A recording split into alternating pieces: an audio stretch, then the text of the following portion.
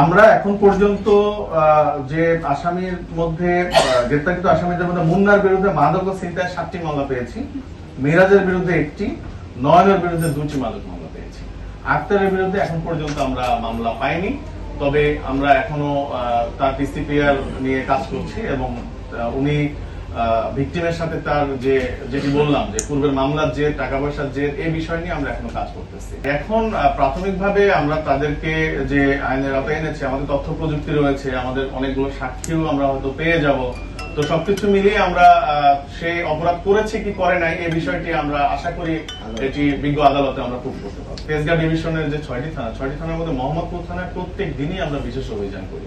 থানাটি বড় হওয়ার কারণে হয়তো একযোগে আমরা সব জায়গায় পারি না, তবে এই রায়ের বাজার কেন্দ্রিক, বসিলা কেন্দ্রিক, ঢাকা উদ্যান, চাঁদ উদ্যান কেন্দ্রিক আমাদের কিন্তু এভারেজে প্রায় দিনে অভিযান হয় এবং বেশ ভালো সংখ্যক বিভিন্ন লেভেলের ছিনতাইকারী কিংবা তারা বিভিন্ন অপরাধের সাথে, ছোটখাটো অপরাধের সাথে জড়িত এরকম অনেক অপরাধীদের কিন্তু আমরা আইনের আওতায় আনি।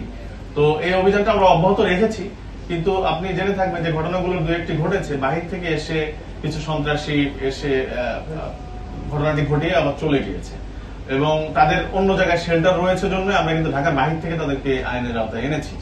তো আমরা চেষ্টা করে যাচ্ছি যেন বাহির থেকে এসে অপরাধ ঘটাতে না পারে। আমাদের চেকপোস্ট গুলো আমরা আরো জোরদার করব এবং আমাদের যে চিরুনি অভিযান রয়েছে সেটি আমরা আরো জোরদার করব এবং মোহাম্মদপুর এলাকায় যেন অপরাধ আরো নিয়ন্ত্রণে আসে সেই বিষয়ে আমরা কাজ করব। আক্তারের ব্যাপারে আমরা একটি রাজনৈতিক পরিচয় পেয়েছি, তবে এটি ভেরিফাই করে আমরা দেখবো যে আসলে তার যে পদটি আমরা জানতে পারছি এটা এক্সিস্ট করতেছে কিনা বর্তমানে। অভিযুক্ত যে 4 জনকে আমরা ধরেছি, এই 4 জনের মধ্যে তাদেরকে সিসি ক্যামেরা দেখা যাচ্ছে, তারপরেও কিন্তু তারা এসে বলতেছে তারা নির্দোষ। তো এখন তারা কার কথায় কাজ করে, কার ইয়েতে কাজ করে, এটা আমাদের কাছে যদি বলে তাহলে আমরা অ্যাকশনে যেতে পারবো। পরে সে যদি ডিক্লাইন করে তাহলে তো আমরা একজনকে ধরে নিয়ে আসে, পরে দেখা গেলো যে সাক্ষী আমার সেই বলতেছে না আমি এর আন্ডারে কাজ করি, তখন তো পুলিশ বিতর্কিত হবে। ফলে আমরা জেনে বুঝে একবার উপযুক্ত তথ্য প্রমাণ পেলে তখন সে যেই হোক না কেন সে পর্যন্ত আমরা আশা করি আমাদের তদন্ত অব্যাহত রাখবো।